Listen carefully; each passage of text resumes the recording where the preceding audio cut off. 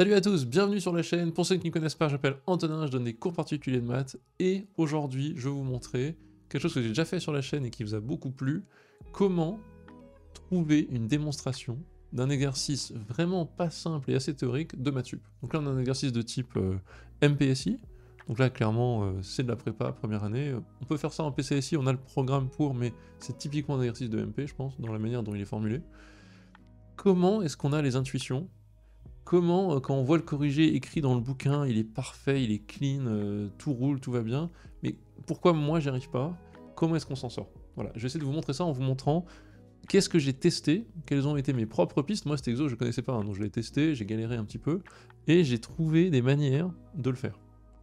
Des manières qui m'ont amené sur un mauvais chemin, mais qui m'a donné une idée, et qui a fait qu'ensuite j'ai trouvé la réponse. Au lieu de faire le chemin direct bien joli, j'ai fait tout un parcours et je pense que ça, pédagogiquement, c'est intéressant. On le voit peut-être pas assez dans les bouquins de prépa, donc je vous montre ça. J'ai ensuite, en faisant un autre exo plus tard, il se trouve, trouvé une autre manière beaucoup plus élégante et compacte de le faire, et qui pourrait faire un corrigé très compact et qui rend les élèves fous du genre comment je pouvais penser à ça. Donc je vais vous montrer tout ça, je pense que ça va être très très intéressant pour vous. Alors c'est un petit peu long, je vais expliquer un peu les différentes manières, j'espère que ça va être pédagogique. Abonnez-vous, mettez un petit like, et je vous retrouve tout de suite. Hello, j'interromps ta vidéo 30 secondes pour te dire qu'avec une super équipe d'ingénieurs et une super équipe de profs, on a réussi à combiner le meilleur de l'intelligence artificielle d'un côté, des cours particuliers de l'autre, pour faire un produit qui s'appelle Studio, que tu peux trouver en application sur l'iOS ou l'Android Store, ainsi que sur le web à studio.app. L'idée, c'est une application qui répond à toutes tes questions de maths étape par étape, te donne du contenu adapté à tes questions, des flashcards, des QCM, ainsi que des centaines et des centaines de vidéos enregistrées par nos meilleurs profs qui couvrent de la seconde à la terminale, le bac, ainsi que la sup en maths et en physique. Télécharge, essaye et je te retrouve pour la vidéo. Alors, typiquement quand on voit ce truc là, c'est très bizarre. On a AN, une suite d'entiers naturels. Alors déjà ça c'est intéressant. Donc AN, quel que soit N, AN appartient à grand N. Ok. Tel que quel que soit N plus grand que 1, alors là très bizarre, A indice AN, et ben il n'y a pas de raison parce que AN c'est un entier, donc on a le droit d'écrire ça, égale N puissance 4. Ok. Est-ce que nécessairement, là, je sens que c'est une démonstration qui va être un peu bizarre, on va se montrer que non nécessairement, c'est-à-dire que c'est possible de temps en temps, mais pas toujours. Est-ce que nécessairement, limite de n égale plus infini? Alors on suppose que peut-être oui, peut-être non, on ne sait pas trop, on va voir.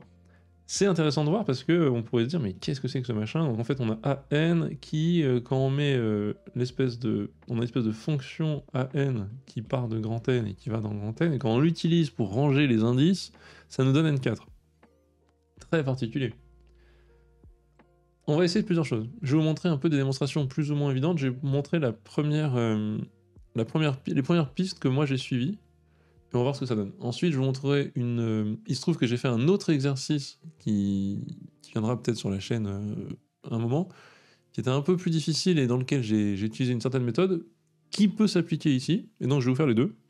Je vais vous montrer la première méthode qui était... Moi j'ai commencé un peu à tripoter les trucs et à me dire, attends, je veux montrer que ça va y avoir plus l'infini potentiellement.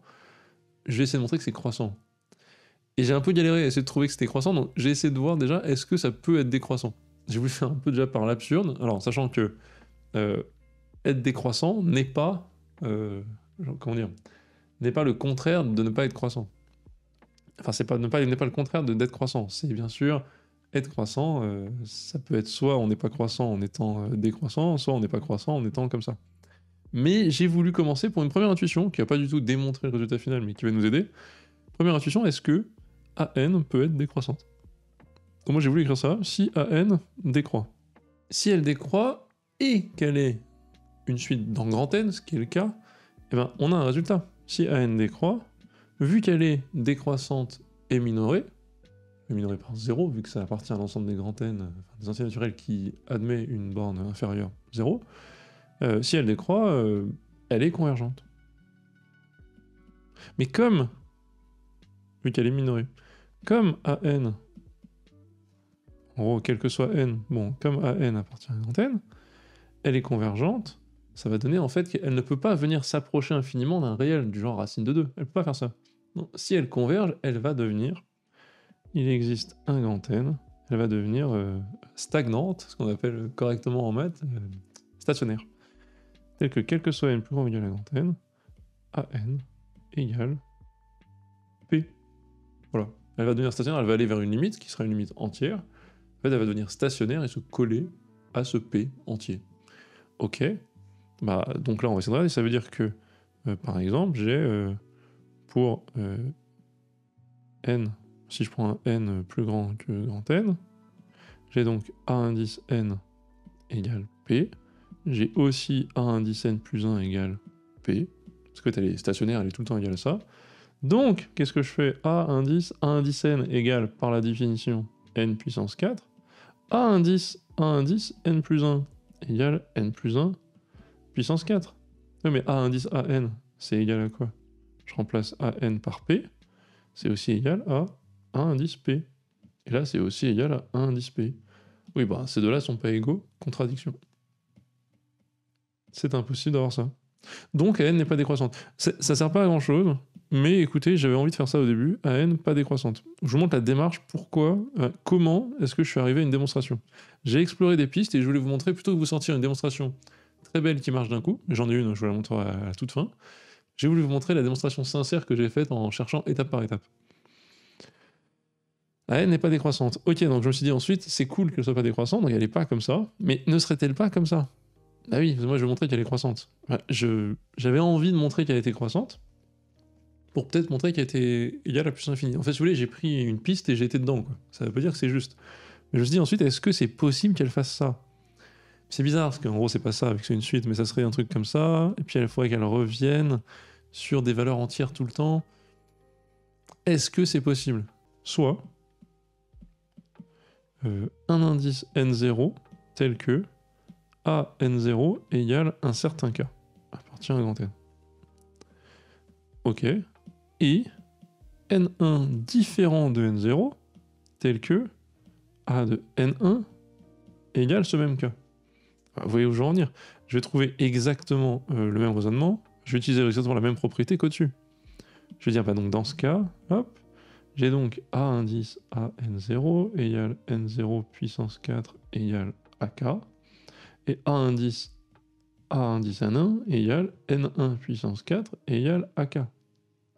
Pareil, non, impossible, parce que n0 et n1, je les ai pris différents depuis le début. Ok, donc c'est impossible d'avoir une suite qui, si elle vaut une fois un entier, plus tard, quand elle fait sa vie, revient dessus. Ça, c'est impossible, mais qu'est-ce que ça veut dire, ça? En fait, ça veut dire que si j'ai une image qui est atteinte, eh ben n0 doit être égal à n1. Ça s'appelle être injective. Donc j'ai montré, en fait, si on met un mot dessus, à n injective. AN est injective. Ok, donc on commence à avoir l'intuition. Si AN est injective, qu'est-ce qui se passe?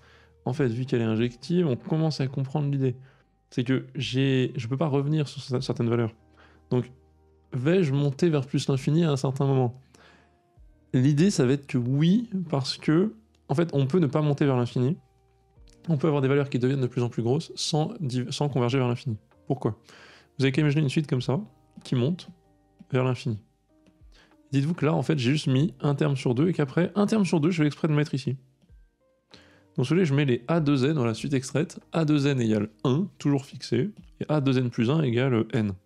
Et donc, elle fait que monter. Donc, vous voyez, bah, c'est bon, ça tend vers plus infini. Et ben non, parce que même s'il y a la moitié qui tend vers plus infini, il y a l'autre moitié qui reste stagnante ou qui reste à être petite et bornée. Mais vu que là, je suis injective, enfin, j'ai une suite injective et qui va pas à valeur dans R, mais à valeur dans n.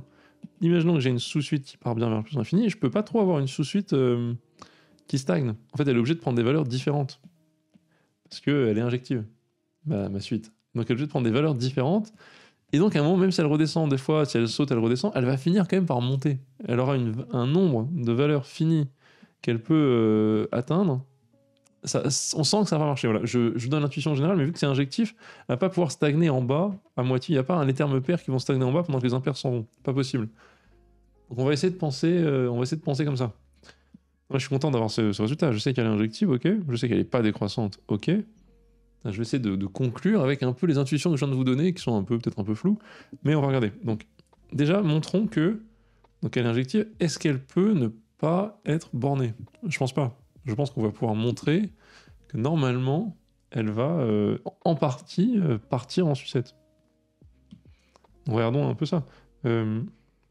Je veux dire quoi? Si, on va faire un truc par l'absurde. Si AN ne tend pas vers plus l'infini. Bon, ça veut dire quoi? Si AN ne tend pas vers plus l'infini, est-elle bornée? Non. Pourquoi? Parce que, exemple, donc je vais le tracer, hop, cet exemple-là. Vous voyez? J'ai l'exemple U2N égale N, 2N si vous voulez, et U2N plus 1 égale 1. Celle-là ne tend pas vers plus l'infini, et pourtant, elle n'est pas bornée vu qu'elle part de plus en plus grand.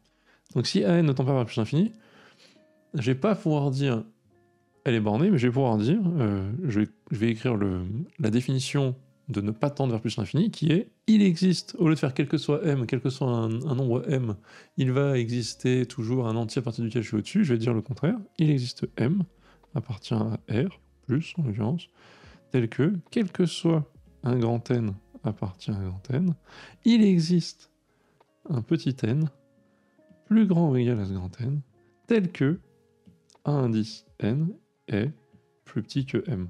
Donc la définition de tendre vers plus l'infini, c'est dès que je prends quel que soit grand M comme ça, il existe un rang, grand N, à partir duquel tous mes éléments sont au-dessus, pour tous les M.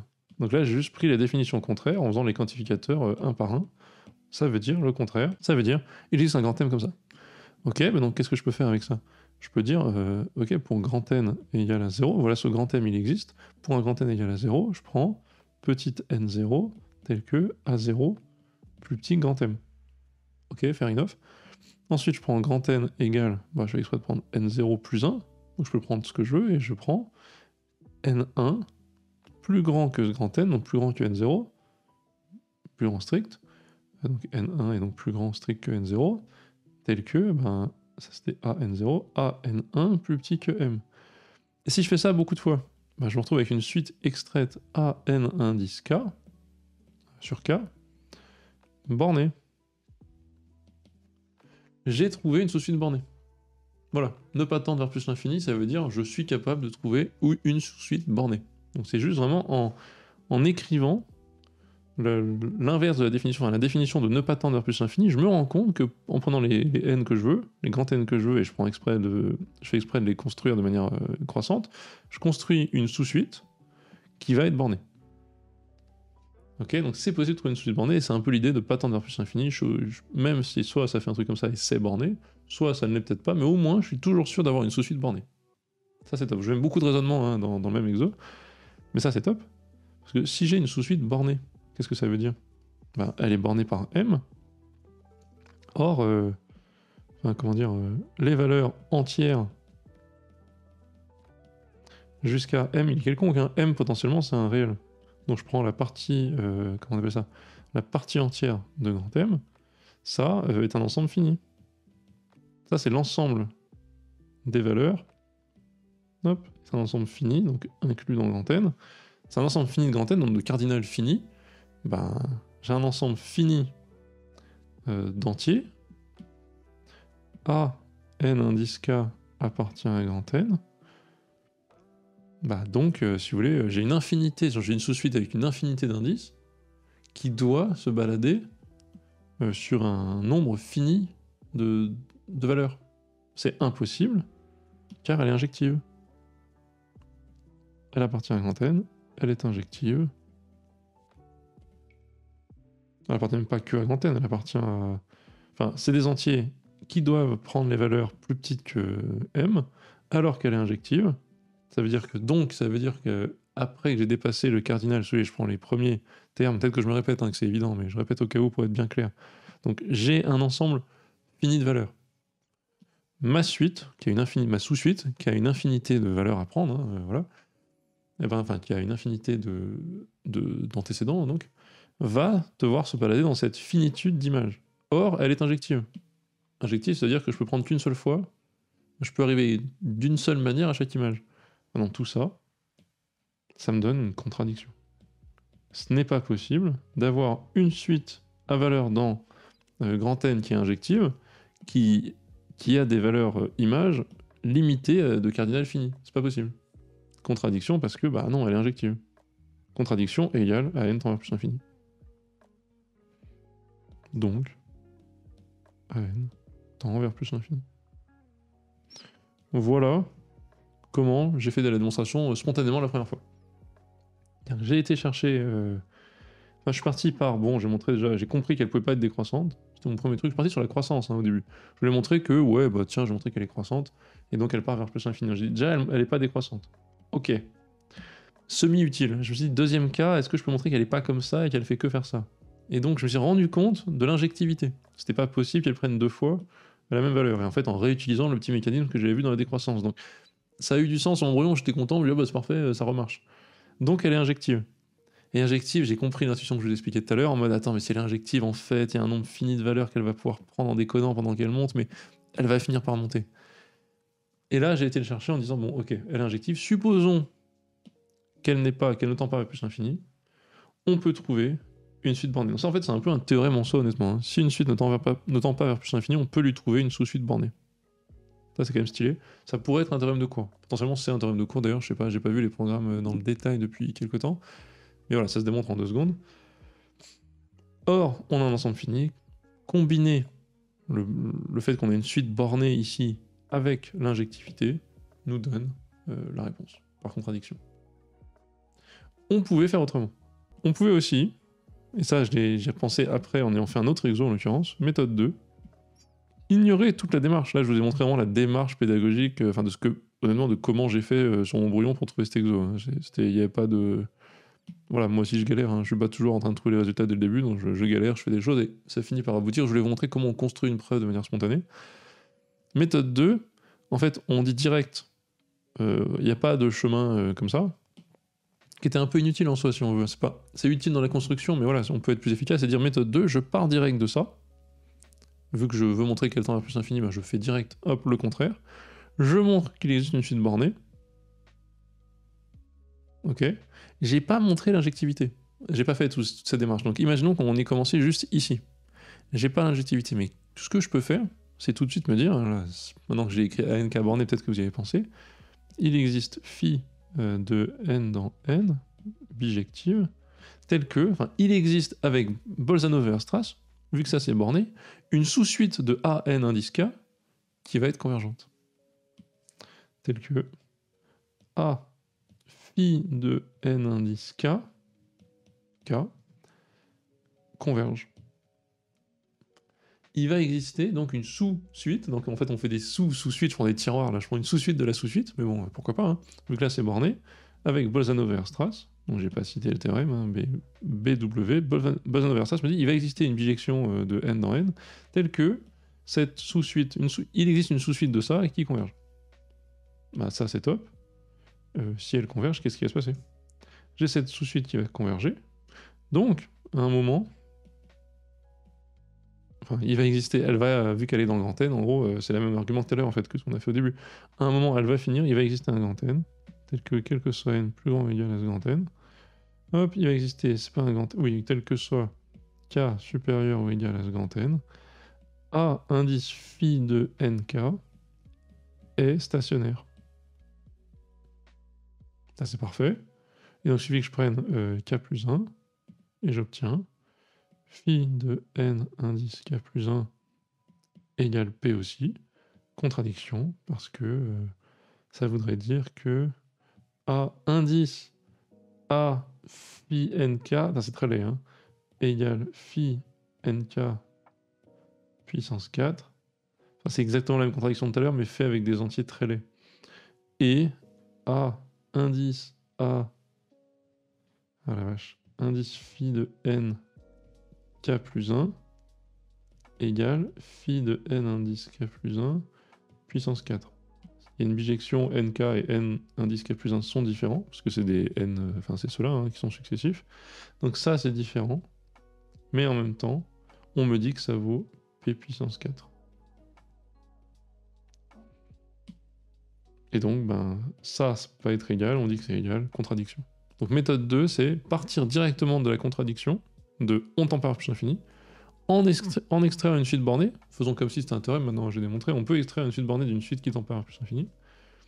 On extrait une sous-suite bornée, de cette sous-suite bornée j'extrais une sous-suite convergente, et j'obtiens une contradiction due au fait que une suite à valeur dans les entiers naturels, qui converge est stationnaire. Voilà, je prends un K et un K plus 1 et on s'en sort direct. Ça, ce serait la méthode ultra courte que je verrais, je pense, dans un corrigé d'un bouquin. Vous ne verriez peut-être pas, ou alors vous verriez peut-être l'autre que j'ai fait moi, injective, puis donc on trouve une contradiction. Mais voilà, je l'ai trouvé en partant, j'ai trouvé l'injectivité, j'ai pensé à tomber là-dessus parce que j'ai fait une fausse piste au début, parce que je suis parti dans la décroissance pour voir que ça foire, etc. Donc ça vous montre un peu comment faire une démo en se lançant. Il n'y a pas qu'un chemin, l'important c'est de chercher. Vraiment, j'essaie de vous résoudre cette angoisse de... Enfin, j'ai déjà raconté ça, mais cette angoisse de... Bordel, comment est-ce qu'on y pense? Je vois le corrigé, je me dis, mais ça sort de nulle part, c'est impossible. Et c'est parce que les corrigés vous donnent pas la galère et le brouillon. Les corrigés vous donnent que la version toute polie, toute finie, quoi. J'espère que ça vous a aidé. Écoutez, en tout cas, moi, je vous retrouve une prochaine fois sur la chaîne, et je vous dis à toutes. Abonnez-vous, mettez un like, et si vous êtes resté jusqu'ici, merci. Bye bye.